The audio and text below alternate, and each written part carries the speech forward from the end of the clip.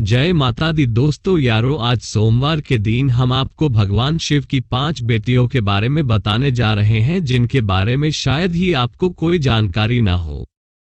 भगवान शिव के परिवार की बात जब भी आती है तो सबसे पहले मुंह पर श्री गणेश और कार्तिकेय जी का नाम आता है। ऐसे में आज हम आपको भगवान शिव की 5 पुत्रियों के बारे में बताने जा रहे हैं। कैसे हुआ था शिव की 5 कन्याओं का जन्म। भारत में घर घर पूजे जाने वाले भगवान शिव और माता पार्वती के बारे में तो हर कोई जानता है, लेकिन क्या आपको पता है कि महादेव की 5 पुत्रियां भी थीं? मिथिला की लोक कथाओं में बताया जाता है कि भगवान शिव का अंश ये 5 पुत्रियां नाग के रूप में थीं। इन नाग कन्याओं की पूजा की जाती है सावन के महीने में। कहा जाता है कि इनकी आराधना करने से सांप के डसने का भय खत्म हो जाता है। आम जनमानस में प्रचलित कथाओं से पता चलता है कि भगवान शिव और माता पार्वती की मुख्य तौर पर 3 संतानें थीं, कार्तिकेय, गणेश और पुत्री अशोक सुंदरी। हालांकि रामायण की ही तरह शिव भक्तों में भगवान शिव की संतानों पर अलग अलग मत पाए जाते हैं। कुछ लोगों का मानना है कि शिव पार्वती की संतानों में एक पुत्र अयप्पा और पुत्री ज्योति भी थी। कुछ आस्थावान इस शिव परिवार में एक पुत्री मनसा का नाम भी जोड़ते हैं। सारी मान्यताओं को एक कर दिया जाए तो कहा जा सकता है कि शिव पार्वती के 3 पुत्र और 3 पुत्रियां थीं। हालांकि लोक मान्यताओं के अलावा पुराणों में भी कहीं कहीं काफी अंतर दिखाई देता है। संक्षिप्त शिव पुराण में शिव के 3 पुत्र कार्तिक, गणेश और अंधक बताए गए हैं। कुछ लोगों का विश्वास है कि भौम, खुजा और जलंधर भी भगवान शिव के पुत्र थे। दूसरी तरफ रामायण की ही तरह शिव परिवार पर कई लोक कथाएं भी प्रचलित हैं। मिथिला में बेहद लोकप्रिय मधुश्रावणी व्रत कथा में शिव की 5 नाग कन्याओं के बारे में बताया गया है। कहा जाता है कि एक बार शिव और पार्वती भ्रमण करते हुए एक सरोवर के निकट से निकले। सुंदर सरोवर देवाधिदेव को अच्छा लगा और उन्होंने वहां पार्वती के साथ जल क्रीड़ा करने का मन बनाया। शिव सरोवर में स्नान कर ही रहे थे, तभी उनके शरीर से ऊर्जा स्खलित हुई। शिव ने ऊर्जा को एक पत्ते पर रख दिया। इस ऊर्जा से 5 नाग कन्याओं का जन्म हुआ। इन कन्याओं के नाम जया, विशर, शामिलबारी, देव और दोतली थे। इन नाग कन्याओं के जन्म के काफी समय बाद तक पार्वती इससे अनजान थी। शिव रोज सुबह वन में जाकर अपनी नाग रूपी बेटियों से खेलते। एक दिन माता पार्वती छिपकर वन में पहुंची और महादेव को नाग कन्याओं के साथ खेलते देखा तो क्रोधित हो उठी। पार्वती ने नागकन्याओं को पैर के नीचे दबाकर मारने का प्रयास किया। भगवान शिव ने माता पार्वती को रोका और पूरी बात बताई। साथ ही 5 कन्याओं को वरदान दिया कि सावन मास की शुक्ल पक्ष पंचमी पर इन 5 कन्याओं का पूजन किया जाएगा। एक अन्य कथा के अनुसार एक बार शिव और पार्वती एक सरोवर में ध्यान में लीन थे। ध्यान के दौरान ही अचानक शिव धीरे से मुस्कुराए।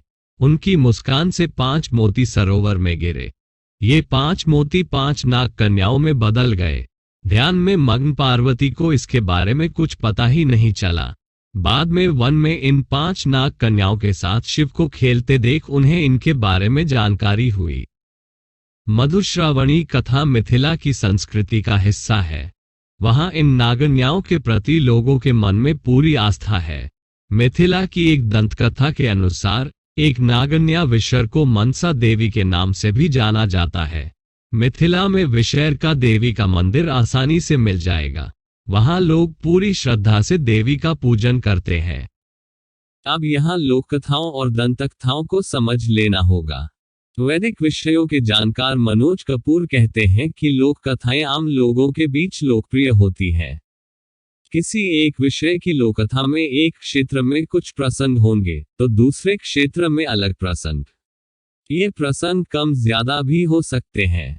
सबसे बड़ी बात यह है कि लोककथाओं का कोई लिखित प्रमाण नहीं होता।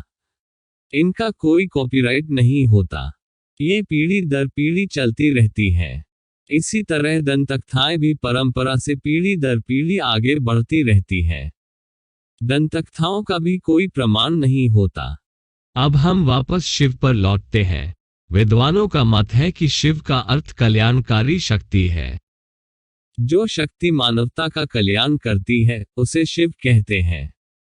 शिव से जब इकार या छोटी ई की मात्रा हटा ली जाती है तो वो शव हो जाता है। हिंदू परंपराओं में जिन 3 देवताओं को मुख्य माना गया है उनमें ब्रह्मा के साथ विष्णु और महेश भी शामिल हैं। महेश यानी शिव, शिव को संहार का देवता भी माना जाता है। भारत और दुनिया के कई अन्य हिस्सों में शिवलिंग की पूजा की जाती है। यहाँ लिंग का अर्थ प्रतीक से है। ऐसे में शिवलिंग को शिव या ब्रह्मा का प्रतीक भी कह सकते हैं। माना जाता है कि शिव का निवास स्थान कैलाश पर्वत है। देश में 12 ज्योतिर्लिंगों में भी शिव आराधना ही होती है।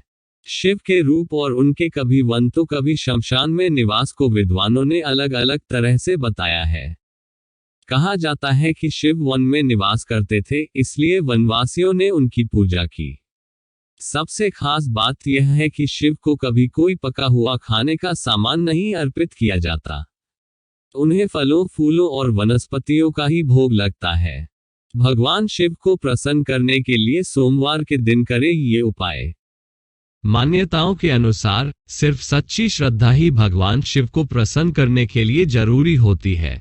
कहा जाता है कि भगवान शिव को प्रसन्न करने और उनकी कृपा पाने के लिए सोमवार के दिन कुछ उपाय करने चाहिए। आइए आपको बताते हैं कुछ आसान उपाय जिन्हें करने से भगवान शिव आप पर प्रसन्न हो उठेंगे और आपकी सारी मनोकामना पूरी कर देंगे। हिंदू धर्म में सोमवार का दिन भगवान शिव को समर्पित किया गया है। भगवान शिव को प्रसन्न करने के लिए ज्यादातर महिलाएं और कन्याएं सोमवार का व्रत रखती हैं और अपनी हर मनोकामना को पूरा करने का आशीर्वाद प्राप्त करती हैं। बात घर में सुख शांति की हो या अच्छे वर की, इन सभी इच्छाओं को पूरा करते हैं भगवान भोलेनाथ। हिंदू धर्म में भगवान शिव के भक्तों की संख्या बहुत ज्यादा है। मान्यताओं के अनुसार सिर्फ सच्ची श्रद्धा ही भगवान शिव को प्रसन्न करने के लिए जरूरी होती है। कहा जाता है कि भगवान शिव को प्रसन्न करने और उनकी कृपा पाने के लिए सोमवार के दिन कुछ उपाय करने चाहिए। आइए आपको बताते हैं कुछ आसान उपाय जिन्हें करने से भगवान शिव आप पर प्रसन्न हो उठेंगे और आपकी सारी मनोकामना पूरी कर देंगे। कुछ आसान उपाय जिन्हें सोमवार के दिन करना लाभकारी होगा।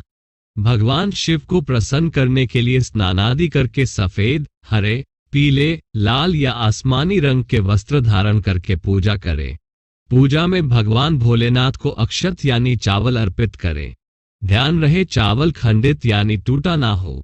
सोमवार के दिन दही, सफेद वस्त्र, दूध और शक्कर का दान करना श्रेष्ठ माना जाता है। इन चीजों का दान करने से भगवान भोलेनाथ अपने भक्तों पर प्रसन्न होते हैं। अगर आपको धन की कमी या फिर गरीबी जैसी समस्या का सामना करना पड़ रहा है तो सोमवार के दिन शिव रक्षा स्तोत्र का पाठ करना आपके लिए लाभकारी होगा। अगर किसी जातक पर पितृ दोष का प्रभाव है और वह आर्थिक तंगी से गुजर रहा है तो उसे सोमवार की शाम को कच्चे चावल में काले तिल मिलाकर दान करना चाहिए। इस उपाय से घर में धन धान्य के भंडार भी भरे रहेंगे। जिसकी कुंडली में चंद्र पीड़ित होता है उस जातक को चंद्र दोष का प्रभाव कम करने के लिए सफेद वस्त्र धारण करना चाहिए और माथे पर चंदन का तिलक लगाकर घर से निकलना चाहिए। सोमवार के दिन अक्षत, चंदन, धतूरा, दूध, आक, गंगा जल और बेलपत्र आदि चढ़ाना चाहिए। इससे भगवान शिव प्रसन्न होते हैं और अपना शुभ आशीर्वाद देते हैं। घर में सुख शांति और खुशहाली लाने के लिए सोमवार के दिन शिव भोलेनाथ को घी, शक्कर और गेहूं के आटे का बना भोग लगाएं और उसके बाद उनकी आरती करें। जय माता दी दोस्तों यारो।